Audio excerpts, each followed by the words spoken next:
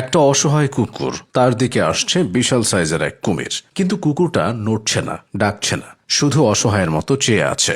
দৃশ্যটা দাঁড়িয়ে দেখছে শতাধিক মানুষ। কেউ কেউ মোবাইলে ভিডিও করতে ব্যস্ত। কুমির এসে কুকুরটাকে টেনে নিয়ে যায়। ঘটনাটা ঘটেছে বাগেরহাটের খানজাহান রহমতুল্লাহি আলাইহের মাজারের দিঘির ঘাটে। অভিযোগ আছে, কুমিরের খাবার হিসেবে এমন বহু নিষ্পাপ কুকুরের প্রাণ গেছে। কিন্তু মাজারের খাদেম ও নিরাপত্তা প্রহরীরা বলছে ভিন্ন কথা। মাজারের দিঘির কাছে একটি অসুস্থ কুকুর শিশুসহ কয়েকজনকে কামড় দেয়। কয়েকজন তখন কুকুরটিকে তাড়াতে লাঠি ছুটতে থাকে। কুকুরটি নারীদের ঘাট থেকে তখন মূল ঘাটের দিকে দৌড় দেয়। সেখানে গিয়ে মাজারের নিরাপত্তা প্রহরী ফোরকানকে আঁচড় দেয়। তিনি পা ঝাড়া দিলে কুকুরটি পানিতে পড়ে যায়। এরপর কুমিরটি কুকুরটিকে ধরে টেনে পানির নিচে নিয়ে যায়। ওই অংশটুকুই ফেসবুকে ছড়িয়েছে। কিন্তু এই ঘটনা কতটুকু সত্য তা নিয়ে প্রশ্ন আছে। আরও প্রশ্ন আছে, পাশেই সুন্দরবনের মতো মুক্ত জায়গায় না রেখে একটা কুমিরকে কেন এভাবে রাখতে হবে? এখানে কুমিরের উসিলায় অনেকে ইচ্ছা পূরণ করতে আসে। কারো বিয়ে হচ্ছে না, কারো সংসারে অশান্তি, কেউ অসুস্থ।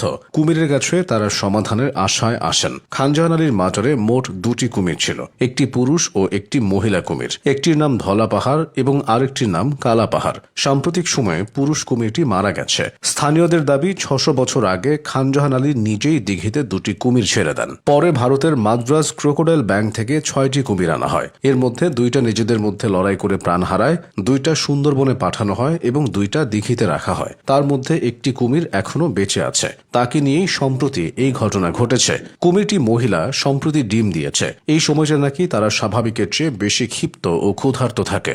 যে দিঘিতে এই কুমির আছে তার নাম ঠাকুর দিঘি। আশেপাশের এলাকায় এই দিঘি ও কুমির নিয়ে নানান কুসংস্কার আছে। কুমিরকে ছুলে নাকি মনের ইচ্ছা পূরণ হয়। তাছাড়া কুমির পাড়ে আসলে অনেকে বিশেষ দোয়া পড়তে থাকেন, মনের ইচ্ছা জানাতে থাকেন। তাদের বিশ্বাস অনুযায়ী কেউ যদি কোনো সমস্যায় পড়ে, যেমন চাকরি না পাওয়া, দীর্ঘদিন অসুস্থ থাকা বা ব্যবসায় ক্ষতি হওয়া, তাহলে তারা মানত করে। মানতের ভাষা সাধারণত এমন হয়, যদি আমার কাজটা হয়ে যায় আমি কুমিরকে খাবার দেব। এরপর যখন সে ব্যক্তির বিশ্বাস অনুযায়ী তার সমস্যার সমাধান হয়, তখন তিনি মাজারে এসে মানত পূরণ করেন। মুরগি, হাঁস, ছাগল, গরুর মাংস এসব দিয়ে মানত পূরণ করা হয়। খাদেমরা এসব খাবার দিঘির ঘাটে নিয়ে যান। তারপর কুমিরের নাম ধরে ডাকতে থাকেন। পানিতে বিশেষভাবে নাড়াচাড়াও করেন। তখন কুমির ধীরে ধীরে পানির নিচ থেকে উঠে আসে। অনেকে বিশ্বাস করে খানজাহান আলীর সময় থেকেই এই প্রথা শুরু হয়েছে। খানজাহান আলী একজন সুফি সাধক ও সেনানায়ক ছিলেন। তুরস্ক বা আফগানিস্তান অঞ্চল থেকে ১৫০০ শতকে তিনি এই অঞ্চলে এসেছিলেন। আবার কেউ বলেন তিনি মধ্য এশিয়া থেকে এসেছিলেন। তিনি বাংলায় আসেন মূলত